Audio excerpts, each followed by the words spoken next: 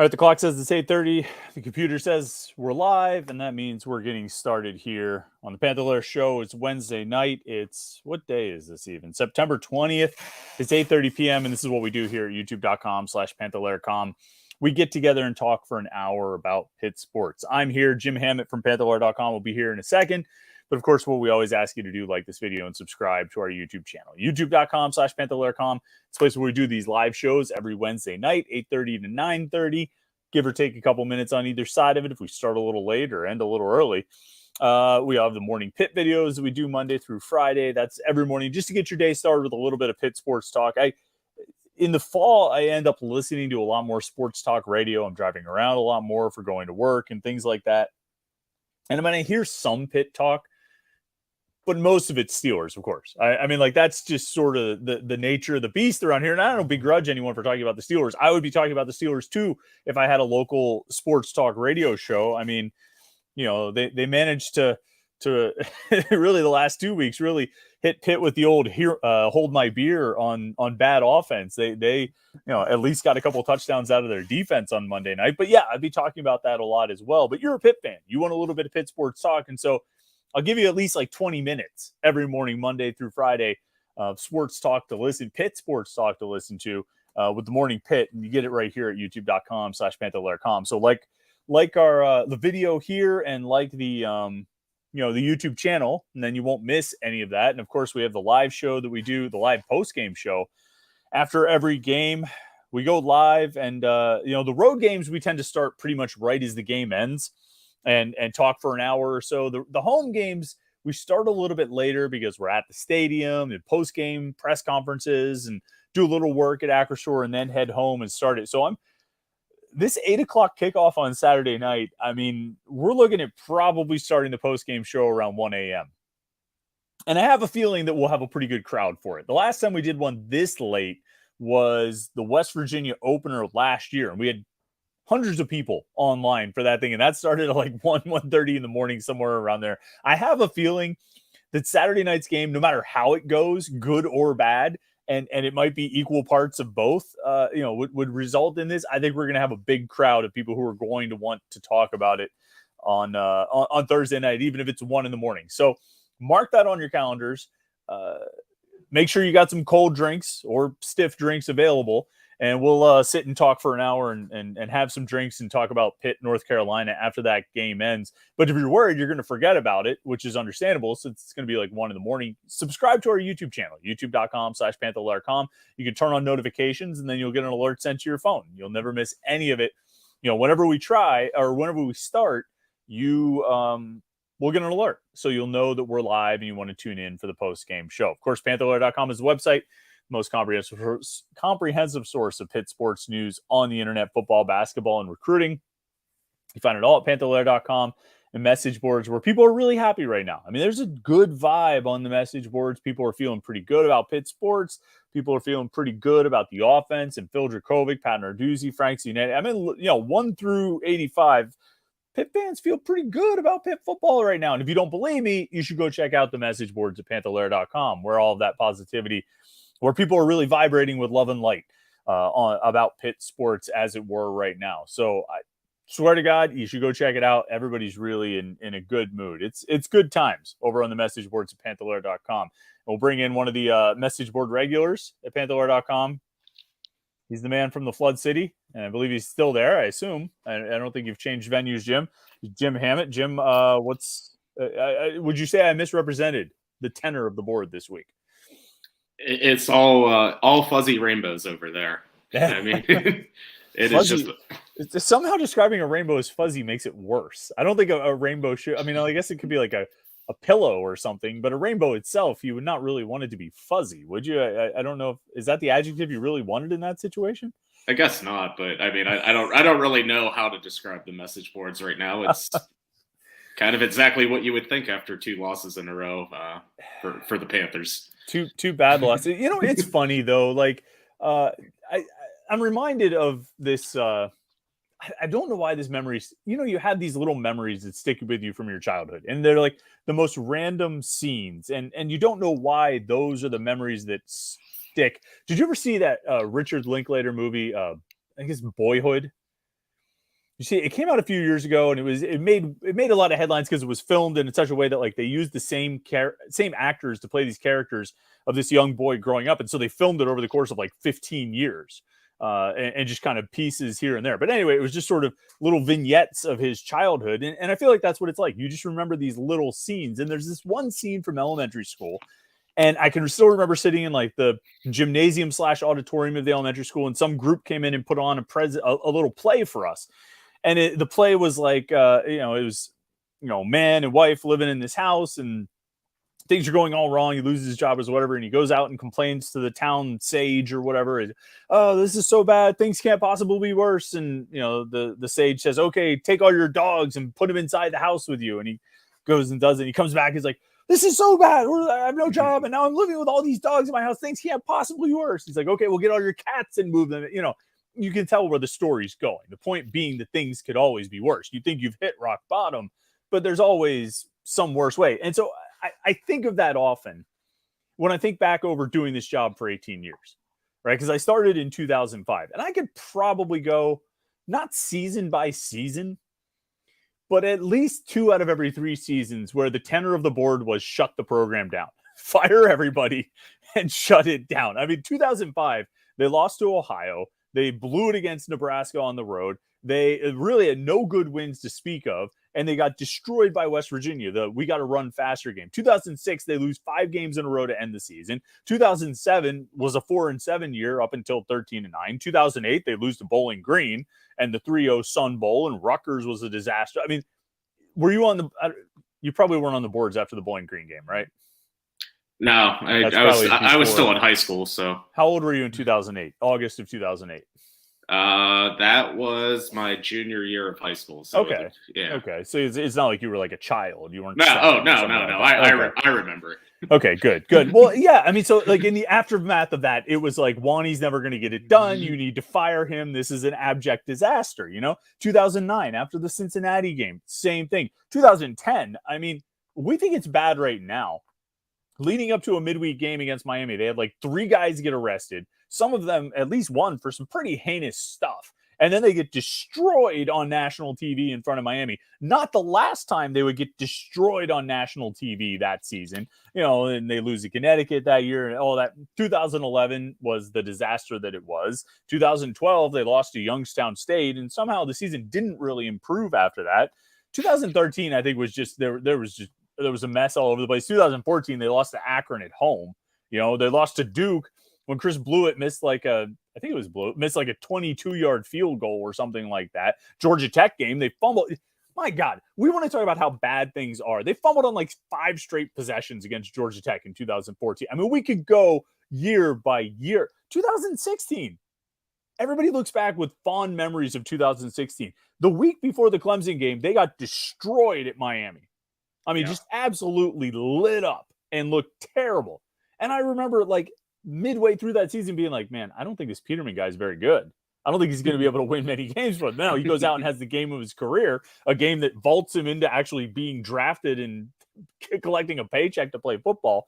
2017, they go 5-7. 2018, yes, ACC, Coastal Division Championship, but the Penn State game was a disaster. The Carolina game was a disaster. The UCF game, they really wanted to fire.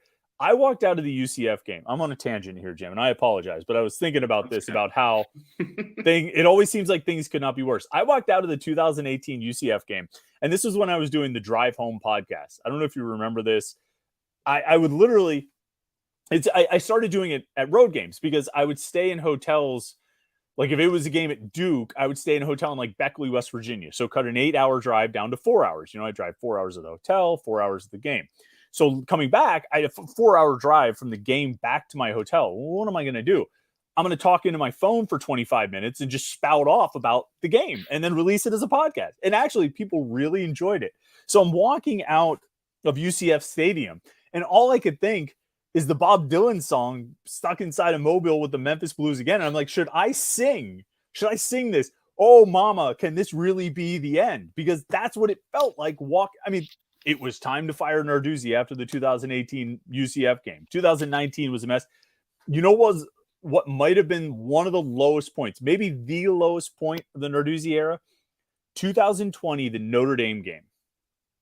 You remember that everything around that point? Yeah, well, they lost 45-3. Paris Ford left the team. Joey Yellen started the game. Yep. I remember. Completely destroyed by Notre Dame. I mean, destroyed. And then Paris Ford leaves the team, and they were off the next week. So it was like 2 weeks of purgatory hell. Like, and the boards were beside themselves. It was almost to the point of apathy. Right now, it's anger. I think you would probably agree about that, right? I don't think apathy has set in. You can see how active the boards are. People are just mad right now. I mean, would you, like, we're still in the anger phase, right? Yeah, I would say it's still angry. And I thought it was funny because, like, like during the week, you kind of check on things like from the North Carolina side. And on their website, like on their message boards, they posted Narduzzi's transcript. And the one reply was said, man, they're really talking about quarterbacks a lot this week. So, like, yeah, that's what's going on right now. That's sort of where we're at. Yeah. But I mean, so that was like that Notre Dame game. I mean, that was a low point. Everybody wanted to be fired. And of course, they turn around, they beat Florida State. They have one of the, I would contend that Florida State game and Virginia Tech, which I forget if it went Florida State, Virginia Tech, Clemson. I think it went in that order. And then Georgia Tech. I forget which one came first, Clemson or Virginia Tech, but I think it was Virginia Tech. Those two games, Florida State and Virginia Tech, were among the more heroic efforts I think we've seen from any Narduzzi team. Given kind of the context, that the odds were sort of stacked against them. The Florida State game, everybody was in the dumps after the Notre Dame game in the off week. And Virginia Tech, if you recall, there were like 18 guys ruled out due to what do they call it? Contact protocol or what? Because it was 2020. Yeah. What was the phrase they used for that? Contact procedures or close contacts or whatever. Yeah. And it was like, because they wouldn't say who tested positive, but these guys were all ruled out for COVID related policies or something. So it was literally the point where like Pitt staff members were like, why are we playing this game? We should not even be playing this. We have so many guys out. And then they end up winning. But I digress. 2021. Great season, right? Do you remember the boards after the Western Michigan game? Oh, yeah. I mean, people were talking about like, this is going to be a 3-win team. Like this, Narduzzi needs to be fired because this team isn't going to win more than 3 games. And I think even after the Miami game, people were still talking about they're not going to win more than 6 games. Like it was. So, and then of course last year, when they're 4-4 at the end of October. Again, Narduzzi can't get it done. 2021 was a flash in the pan. They only got it because Kenny got his COVID year. They need to fire everybody. My point is, my God, that's kind of depressing that we just went through 18 seasons of Pitt football and found a point in almost every single one of them when people were on the message boards wanting to fire the coaching staff. So it's bad right now. And I don't know, it is. I'm not going to deny it, but I just sort of feel like we've been here before. I feel like it's nothing new. Well, we've been here before, and I think you were saying things can get worse. Well, the number 17th ranked team in the country is coming to town this weekend with an offense that can throw and run. And this team hasn't really been tested by the pass yet. Pitt's defense hasn't been tested. And what would you give their run defense in the 2 real games this year? Like, what kind of grade would you give it? Like by their standards, a C.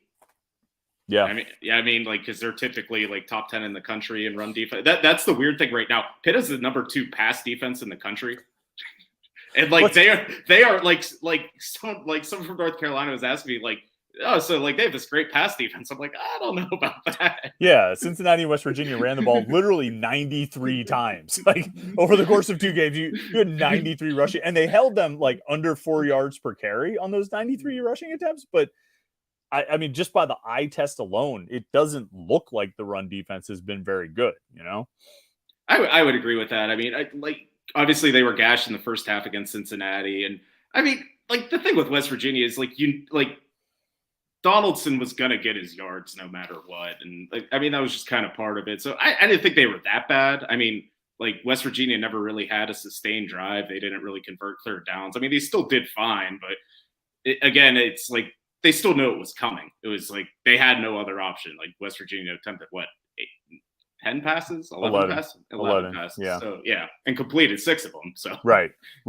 And I mean, yeah, West Virginia 51 rushes for 151 yards. Some of that there was 3 team rushes for -10. But I mean, like, they just ran it a ton. It just sort of felt like there were points where Pitt really needed to get a stop and they just couldn't quite get it. So the overall numbers weren't great. And it felt more, it was more volume, but it just didn't feel like Pitt was really dominating in that side like they need to. And here's a Carolina team that is averaging almost 200 rushing yards per game, and they've got Drake May.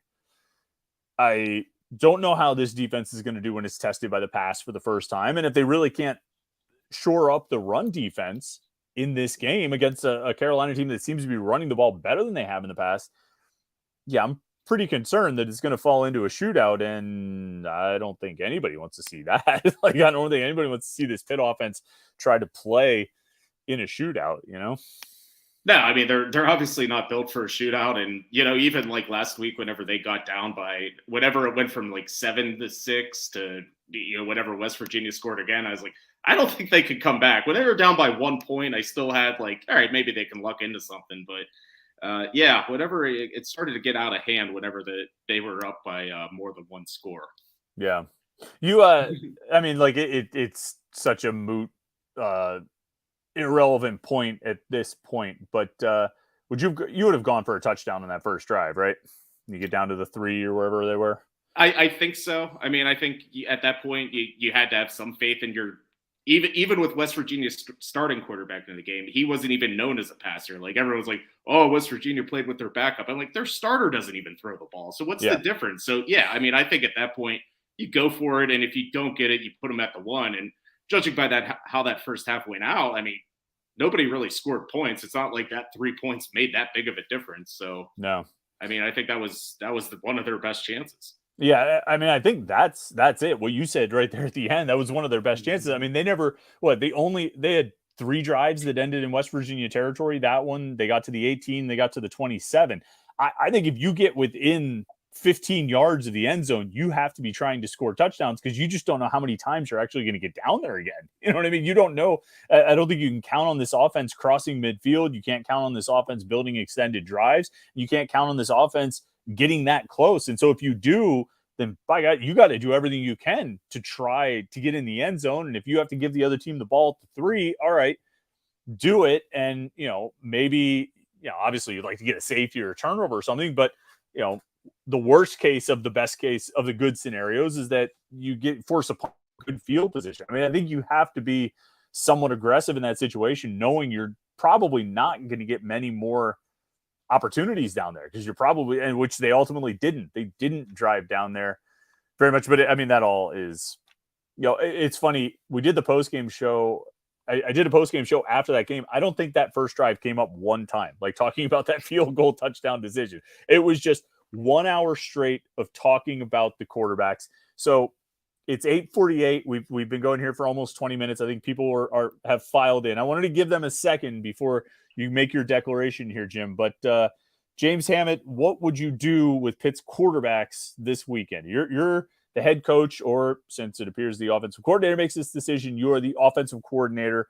Knowing what you know about these quarterbacks, which may be a lot or a little, who's starting on Saturday night at North Carolina? Or are you running the Wildcat or something like that? Everything's on the table for you.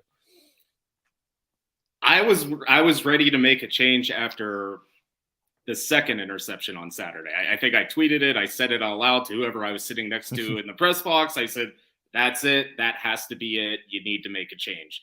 Obviously, they didn't. But going into this weekend, I would start Christian Bayer. I would. I mean, he's your number 2. I think he has a pretty live arm from it. The little clips we've seen in spring ball and practice. And I guess he attempted a few passes against Wofford. And I guess we all watched the Penn State Rutgers game from 2021. I mean, we're going off of very little. There's no evidence to suggest like this guy's a good quarterback other than he's a different quarterback. So, I mean, I think that's kind of where they are right now. I think they just need to try something different. I mean, you completed 8 passes against your biggest rival on national TV. I mean, it wasn't working. There was nothing. And the interceptions, it's not like West Virginia was making great plays on the ball. He was sailing them like 10 yards over his receiver or whoever his intended target was. He was missing checkdowns. There was nothing about that performance that said, well, if we tweak this, get a little bit of better protection. No, none of the things that like they've been saying for the past week, like as reasons or excuses or whatever, none of them are adding up. I mean, it really comes down to they need better quarterback play, and all the other factors around it. It doesn't matter. It's the quarterback. He needs to make the plays. He needs to raise the level of his teammates. He needs to make people better, and he's not right now. Yeah, I felt like to your point about all the excuses that there were after the Cincinnati game. Well, the score, the game got out of hand, and so they were forced to be one dimensional, which I think you and I both disagree with. I don't think the score was ever so out of hand against Cincinnati that they had to abandon the run completely. But fine, that was one of the excuses. Well, that was definitely not the case on Saturday night. The score was never out of hand. We could never really establish the run against Cincinnati. Okay, well, that was not the case on Saturday night. They very much did establish the run, and still, the pass protection was an issue against Cincinnati. Yeah, it wasn't great against West Virginia, but according to Pro Football Focus, it was better. As far as pressures on dropbacks and that kind of thing. So all those excuses were kind of out the window, and the quarterback performance actually got worse because he threw 3 turnovers and only completed 8 passes. I don't know. I actually was even earlier than you with the hook. Coming out of halftime, I said they can't roll this kid back out there. They can't go with him again. You just can't. They had 3 completions and an interception. So 4 of his passes were caught by somebody, and one of those 4 was caught by the other team. I mean, you just can't do it. And he came back out, and I was shocked. And I'm with you after the second interception. What are you doing? Like, how can you keep doing this? Because the best thing, the only good thing you could say out of the Cincinnati game was, well, he didn't throw any interceptions. He didn't. You can't say he didn't turn the ball over because he fumbled. But you say, well, he didn't throw any interception. Well, now he's thrown 3 interceptions. And like, what did we always hear after a scrimmage from Pat Narduzzi in the spring or in training camp when he talked about the scoring system they have, who won, offense or defense? Usually it came down to whether or not the offense turned the ball over. And if the offense didn't turn the ball over, they won. And I think Narduzzi said almost exactly that. Like, as long as they don't turn the ball over, they're probably going to win the scrimmage. He puts that much priority, that much importance on turnovers. I don't know how you could come out of this game given those turnovers and be like, yeah, let's run it back. Let's do that again. What did you make of Narduzzi saying on Monday that he spends 85% of his time with the defense, either in the meeting rooms and on out on the practice field? I believed him.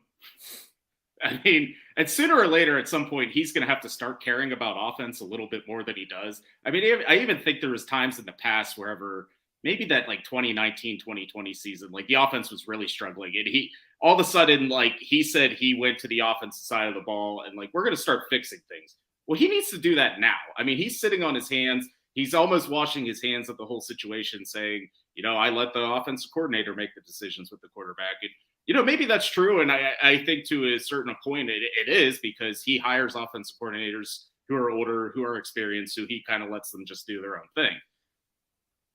But it's not working right now. And if being the defensive coach that he is with that mindset, and like you said, it's turnovers. That is the one thing he values above anything else. If you win the turnover battle, you'll win the game. Like, that's what he preaches. And your quarterback has turned the ball over, 3 times last week, 1 time the week before, and he's not even getting first downs. Like, they're not staying on the field. I mean, he values this time of possession and limiting the defense's chances. And so everything he stands for or talks about, he's contradicting himself. Yeah, everything that has happened in the last 2 games flies in the face of what he supposedly believes. And you're right. I actually had forgotten about it. I think it was 2020. And I think in the wake of the Notre Dame game, I think that's when it was. Narduzzi went to Mark Whipple and the offensive staff and was like, okay, I need to know what you're doing. And I need to know why you're doing it. I need to know what our tendencies are. I want all this information in front of me so I can look at it. I had forgotten about that. And I'm actually glad you mentioned that, because I might have to ask Narduzzi about that tomorrow during I have a few questions that I want to ask Narduzzi tomorrow. And that one might be on the list, because I'd forgotten about it. And he didn't make a big deal about it. He didn't really talk about it at the time, but I feel like in one of those like off-season interviews he does with either like ESPN or one of these places, I feel like he kind of bragged about it a little bit, that he sort of like took all this extra interest in the offense. Well, listen, dude, this might be the time to do it. Like if ever there was a time to start taking that renewed interest in the offense, you might be in that moment right now because your season is quickly slipping away. The rest of this schedule, not to get sidetracked, but I mean, damn, some teams looking good. I mean, like you look at over the next 9 games, there's Virginia Tech, looks like they stink. Boston College looks like they stink, although they showed a little, the Fighting Halfleys had a little bit of life against Florida State. But I mean, the other 7 teams, I mean, they're all pretty good, right? They're almost all undefeated, I think. Who has a loss among the other 7 teams? I mean, Carolina's undefeated, Syracuse is undefeated, Duke, Louisville. I don't think Wake didn't lose, right? No. Wake is 3-0, Notre Dame and Florida State. So I mean, like you've got 7 out of your last 9 opponents are all undefeated right now, and look pretty legit. I mean, like Syracuse looks like it might be legit. Duke looks like it might be legit. We knew Florida State and Notre Dame were going to be good. Louisville is putting something together there. I mean, some scary teams on this schedule, scarier than I would have initially thought. Yeah, I mean, everyone knew going in, like, this Saturday was going to be the big game in Florida State. Like, those were and Notre Dame. Those were the 3 big ones. But I think all along everyone knew Duke was pretty good. They might be pretty good. And, they beat Clemson, and they've been undefeated. But the rest of those teams, you're right. I mean, I didn't think much of Syracuse. I know they just lost their best offensive player, like, I think for the season. But, yeah, they're still playing well. I think Wake Forest, they're coached well. I mean, Louisville, they have the Brom, like kind of that like Narduzzi 2015 element, yeah, we're all excited about it. So yeah, there's some tough games. I mean, there's not a lot of like the other thing is it looks tough right now, but with like somewhat even like average competent quarterback play, a lot of them still become winnable. Yeah. That's the thing. Like they have a defense, they could have a running game if they want to use it sometime. Like there's wins on the schedule, but like they're at the point now where they need to kind of put their, hot line in the sand, like draw it right here. It's like, we got to stop playing like this. And it starts with the quarterback play. Yeah. All right. 4 quarterbacks who are, or could have been on this year's roster. All right. What is Pitt's record with each of these guys? All right. Nick Patty. Probably 2-1, 3-0. Probably, yeah. Keaton Slovis. Hate to say it, probably 3-0. He threw 2 touchdowns like to engineer a comeback against Arkansas. A touchdown in the 3rd and touchdown in the 4th. I mean, he threw for less than 200 yards, but he made some big plays down the stretch. He got sacked by John Morgan, but he made some big plays. All right, Patty, Slovis, Christian Bear. And we haven't seen him. We don't know. But you know what? You know what he did? He dropped back. Jake McConaughey was open in the middle. He delivered him the ball, and McConaughey ran for a touchdown. It was a like just totally like bread and butter, run of the mill play. But there was an open wide receiver, and he threw the ball to him, and the guy ran for a touchdown. So I'm gonna count that, even though it was against Wofford. I'm gonna count the simple task of throwing a ball to a wide open wide receiver as something in Christian Bear's favor. So what do you guess? What is their record right now if he starts these 3 games? They are 3-0. And Nate Yarnell. I'll give him 2-1. 2-1. Which one does he lose? Cincinnati? Because of the pressure and that D line and what they were able to do. He wouldn't be able to get away from that defensive line, and they were eating up Pitt that night. So yeah, okay. So I'll say Slovis, Villar, you're 3-0. Patty and Yarnell, you're 2-1. Okay, I buy that. I'll buy that because West Virginia, effectively, the game plan against West Virginia was pretty much the same game plan as the Western Michigan game last year. I mean, it was pretty much the same thing. If they could have, what was Yarnell in that game, like 9 of 12 or something like that? If they could have gotten out of this game on Saturday night with Phil Dracovic going 9 of 12, man, they would have been a happy bus ride home. I think they would have been thrilled with it, and I think that's what they were wanting to do.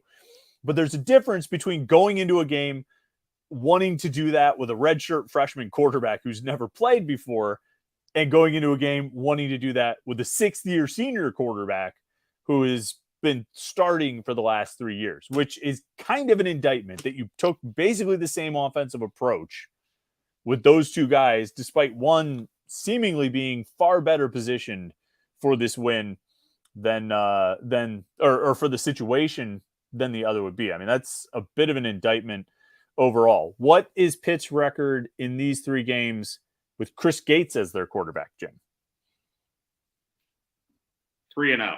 3-0, of course. Undefeated. Because I mean, Chris, as we know, tonight's show and every Wednesday night live show is sponsored by Chris and Chris Gates Fitness. Chris is an online fitness coach. As everybody knows, he's a huge Pitt fan, and he works with people all over Pittsburgh and the world to build muscle, burn fat, and develop healthy lifestyle habits. If you have a health or fitness goal and you need help achieving it, you should definitely check out ChrisGatesFitness.com to learn more about Chris, his coaching program, and how you two can work together to build a fully personalized training and nutrition program that works.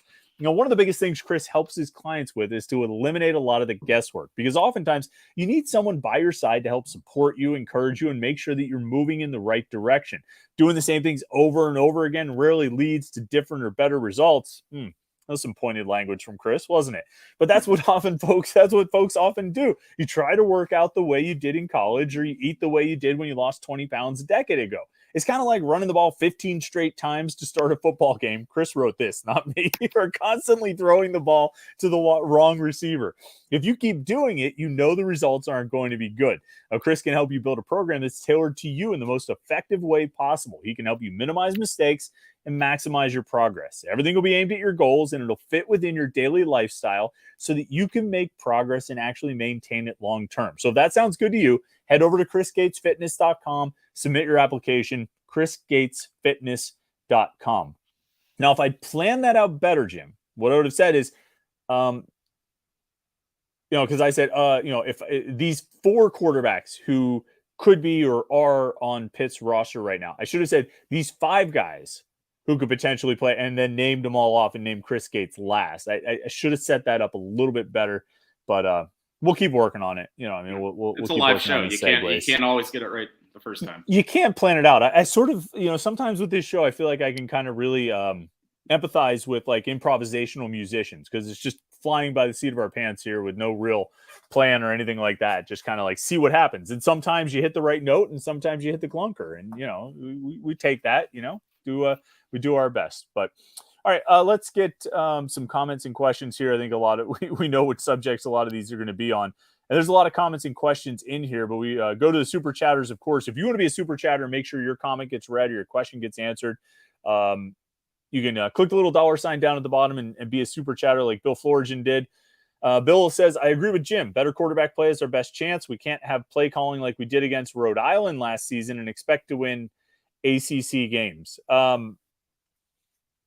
Yeah, I mean, part of the worst part, that's good. Like I said about hitting a clunker, part of the worst part. What a moron. I write for a living, and I just said part of the worst part. Good on me, right? Maybe the worst part is that there's been so many situations, and it's sort of illustrated by what we just did, that little exercise with the quarterbacks. So many situations where you're like, just average quarterback play here. Just competent quarterback play, even approaching the level of Nick Patty in the Sun Bowl when he was like under 50% completions and like 4 yards per attempt. Just average, competent quarterback play wins one or both of those games. Like, that's the most frustrating part, is you didn't need heroics. You just needed to not suck, right? Yeah. I mean, I think that's all it was. It's just, when you start the game, to talk about Bill's point here, was it 15 out of 16 plays were runs? I mean, you're already saying you have no faith in the guy. I mean, if you're afraid to let him throw a pass, and I get if you want to try to make a statement on the first drive, and I know the second drive, I think, is the one started at the 1 yard line maybe, but I mean, like, if you can't do it, then how can you expect him to do it whenever the game's on the line? And like last week against Cincinnati, he kind of turned it on and hit a couple big throws and nearly came back and won the game. That just wasn't happening against West Virginia. I mean, like, they even knew it. I forget their one cornerback, he made the comment he made, like, we didn't think he was very good at his job, and we were kind of right. And I mean, like, yeah. It is what it is. That's rough. That's rough. And I mean, like, a coach should never make a decision based on what an opposing defender says, but dang, I mean, like, I don't know how that can sit right with you. That West Virginia watched it and was like, well, we're really not worried about this guy. We're not scared of this guy. And they were right. Like, he didn't make them pay for a lack of respect or anything like that. It just Voodoo IPA says, what's the over-under on number of quick kicks on Saturday by whoever the quarterback is? Have they done a quarterback quick kick under Narduzzi? I remember it under Todd Graham, probably Christ and Walt Harris and Wani. That was definitely it was a Walt Harris staple, I believe. But Walt did it. I feel like Wani, Todd Graham, and I think Paul Christ did it too, but I don't think Narduzzi has. Do you remember any? I can't. I don't remember seeing Kenny Pickett do a punt. So. No, Kenny didn't. Peterman didn't.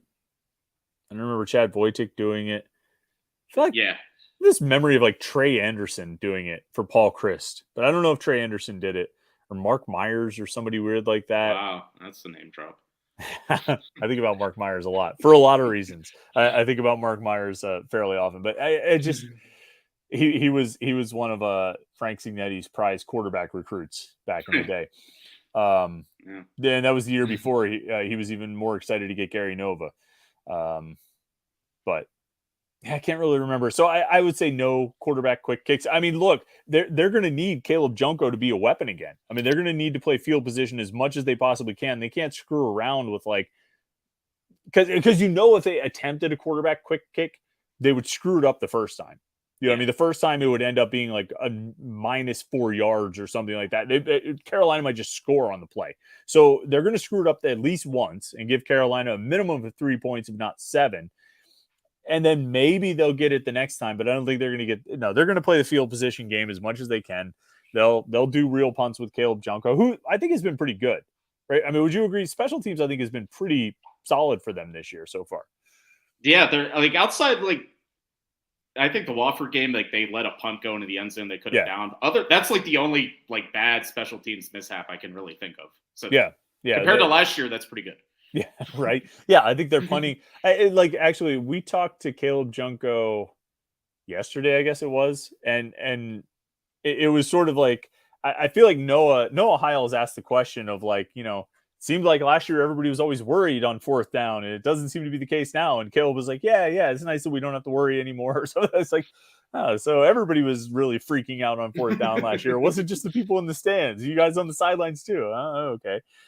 Swim Boyd says, if Christian Veer plays this season and gives us average quarterback play, do you think Pitt picks up another transfer quarterback for next season? Personally, I think they go get a transfer quarterback if Nate Yarnell leaves.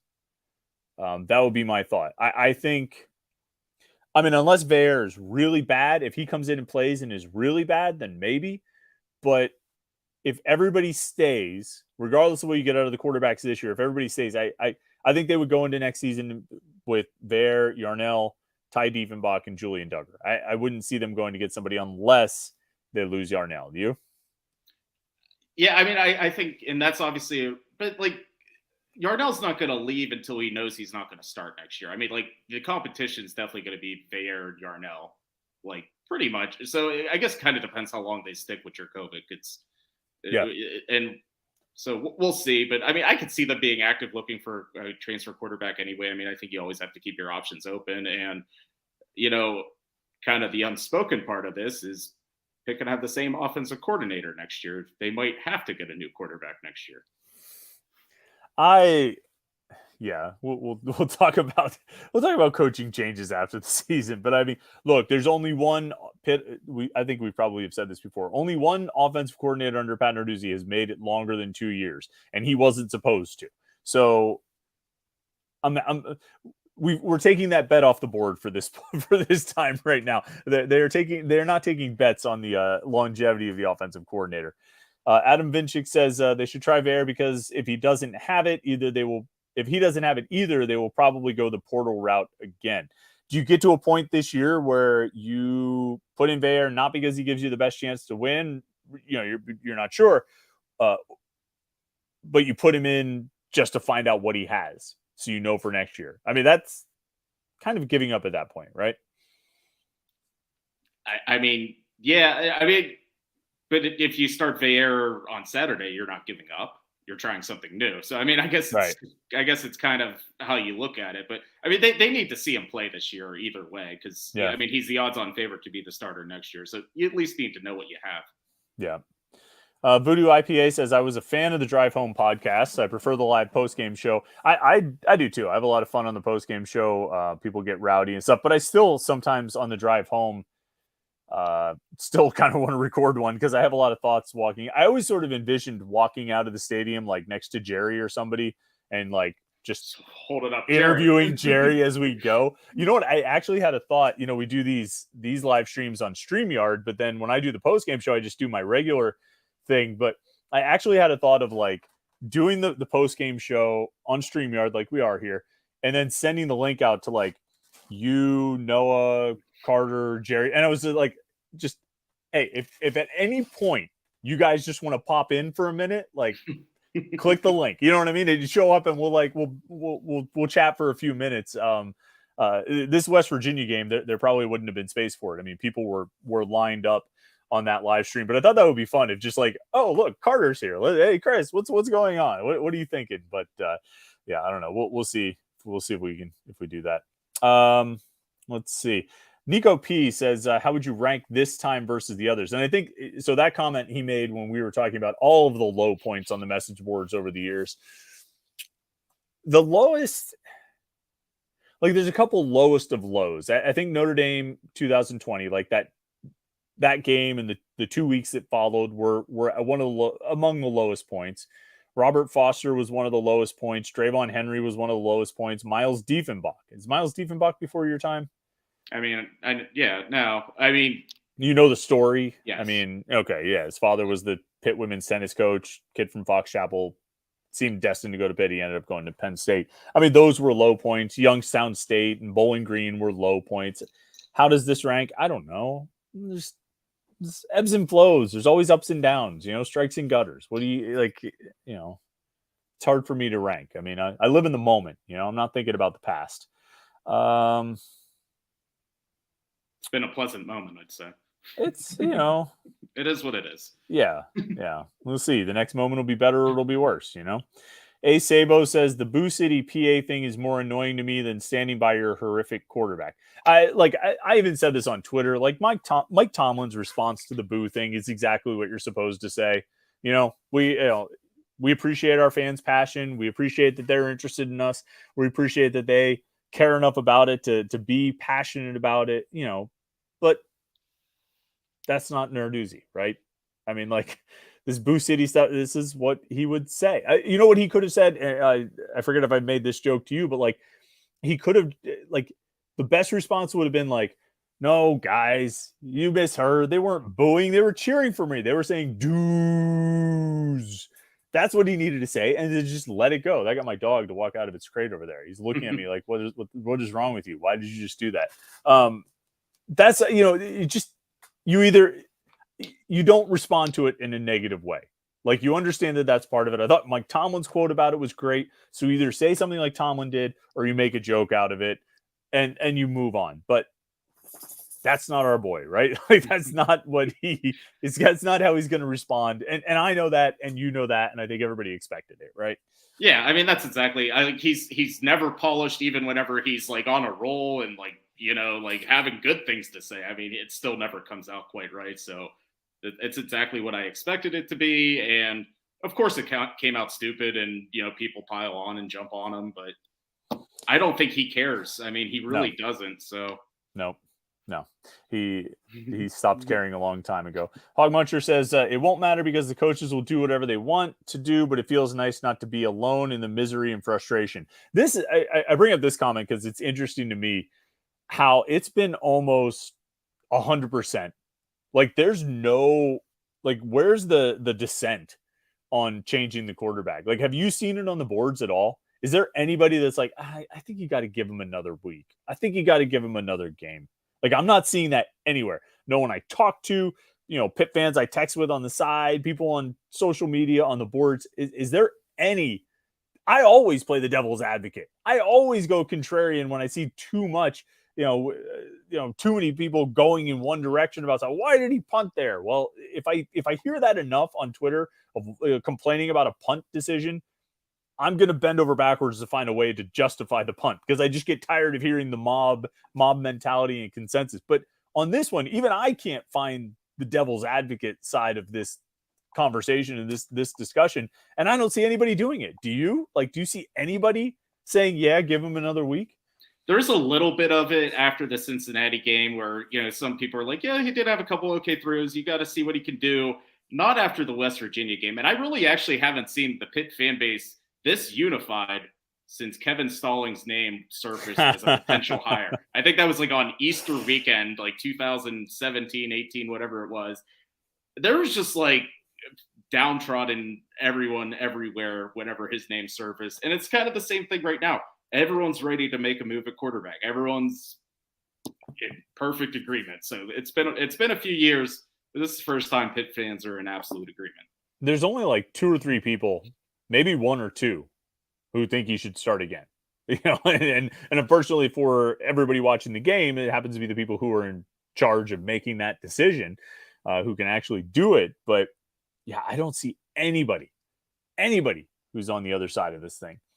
Josh Newark says, oh, where'd he go? There he is. Is Christian Veer so far behind because he played in such an antiquated JV-style offense at Penn State, or is Cignetti simply going to ride and die with Jurkovec?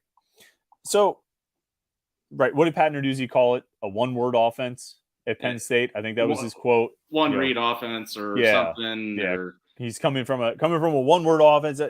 First of all, again, running his mouth, spouting off, shooting from the hip. That's fine. But here's an idea. Do you really need to play a pro-style offense?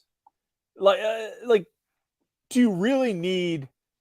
maybe you should just go to those one-read offenses, because it seems like they tend to work very often. And you can make fun of them and it's a high school offense. Well, guess what? They're out there scoring more than 6 points in a game. Yeah. Most schools that are running those quick read, single read offenses, one-word offenses, you know what else they're doing? It's crazy stuff here. They're scoring touchdowns. Imagine scoring touchdowns. Yeah. Maybe playing a pro-style offense with all the reads is not all it's cracked up to be when you don't have Alabama's offensive linemen. It helps put quarterbacks in the pros. Well, who have you put in the pros with your pro-style offense? Kenny Pickett. Who else? Peterman? Didn't Peterman just get cut today? Oh, was it today? I think he got cut today because it's just been a really bad day for the Chicago Bears.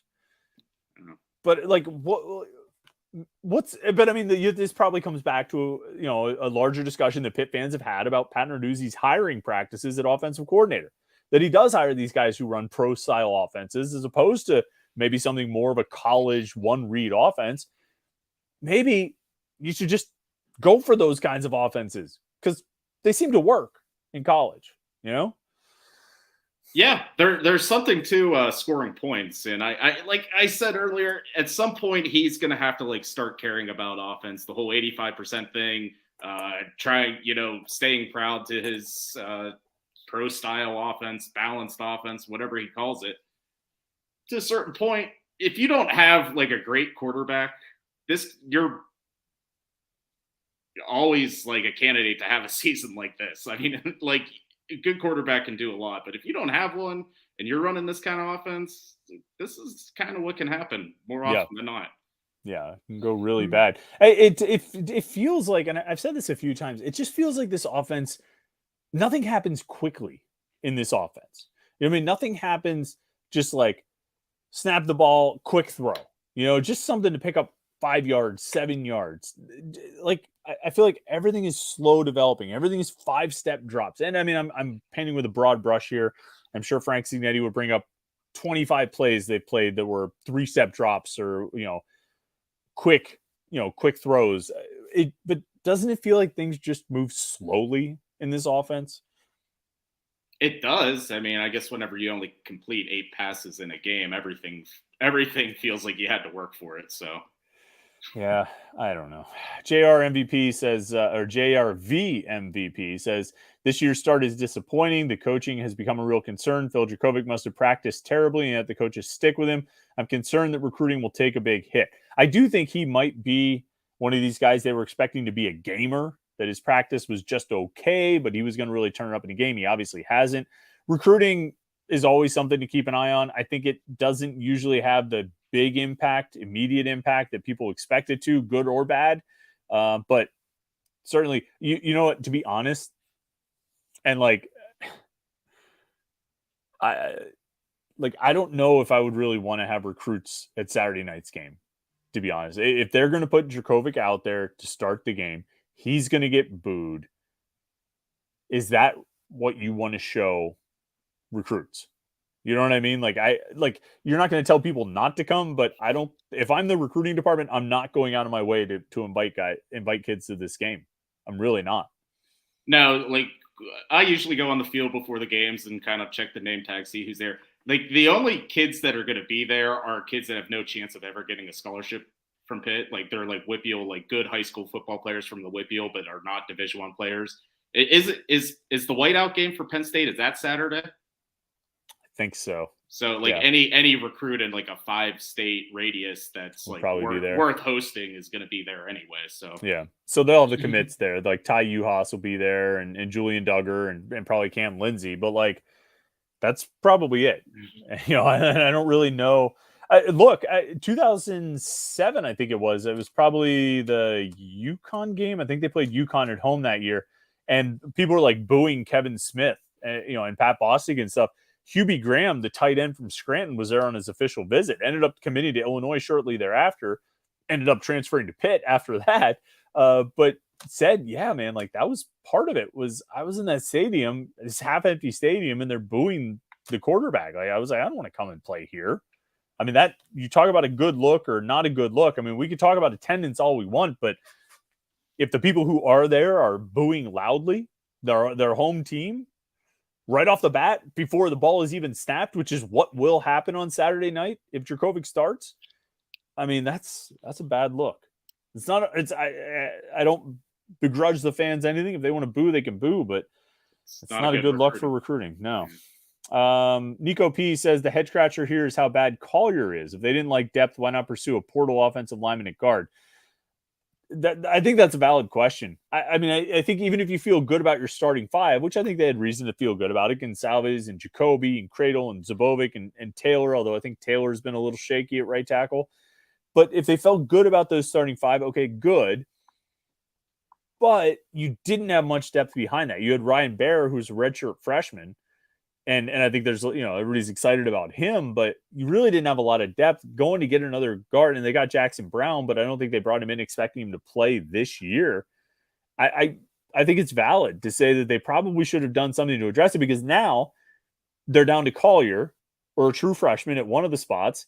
They potentially won't have Gonsalves on Saturday night. So you're looking at probably Baer playing there. I mean, it was only going to take one injury to really test the depth, and now they're looking at two. Yeah, I think it's a valid question of why they didn't maybe make more of a push for a transfer, you know, offensive lineman in this offseason. The thing I don't understand about the whole offensive line thing this year is the past 2 years they've had the same starting lineup, but then, you know, entering the year they had Gonsalves as their 6th man and Zubovic as their 7th man, and whoever got hurt, they would adjust the line to make it work. For whatever reason, they're not doing that this year. I mean, by all accounts, Ryan Baer is the 6th best offensive lineman on the team, and he hasn't been starting. They're like, we've talked about it last week. There are ways to make that work. There are ways to incorporate him. You can shuffle things around. So they always talk about getting the 5 best on the field, but I don't know if they've done that this year. They've kind of been more true to the depth chart for the first time in a long time, which is strange to me. Yeah. I don't know. There's a lot of questions. There's a lot of things I don't understand I mean, and I don't know what it's going to look like on Saturday night. Trying to get as many of these here as we can. Hogmuncher says, if you're a high school quarterback, why would you commit to this offense? If not for Duggar being a hometown kid, why would he have come here? It doesn't produce numbers, and it's obvious you'll be jumped. I can't argue with the first parts as far as being obvious you'll be jumped. I think they've taken transfers when they've needed to, tried to fill in some holes. Scroll down here. We got about 5 minutes left. So Peninsula P says we're trying to rationalize an irrational decision to continue playing Djokovic, futile exercise at best. Well, that's even the thing. I don't even think there's much rationalization going on. You know, and again, I'm someone who would try and rationalize things like this, but there's nothing. I mean, we both said start Fayer this weekend, I think. No, yeah, or even Yarnell. You want to roll him out, go for it. Peninsula P, he also says, I even think Yarnell is better than Djokovic. We just need a game manager at this point. Someone who can make easy throws and not turn the ball over. Yeah. I mean, stop one-hopping screen passes and overthrowing running backs, let alone throwing the interceptions. And as everybody's pointed out, the one interception that was either thrown too far for Konate Mumfield or too short for Bub Means, which is pretty bad if it's a pretty bad interception if you can't even tell who the ball was intended to be thrown to. On that one, there was just obvious, wide open Rodney Hammond just standing there, not even getting the ball. And you got to be able to see those things. You got to be able to check down when the check down is a good option. And you've got, I think, 2 and maybe even 3 running backs who I think are decent pass catching options. You've got a good tight end who's a good pass catching option. I mean, like, you got to check the ball down. Stop trying to force it into things. Just take the easy play when it's there. And Djokovic has been unable or unwilling to do that. Yarnell, I think, will probably be more willing. I mean, it just feels like he's the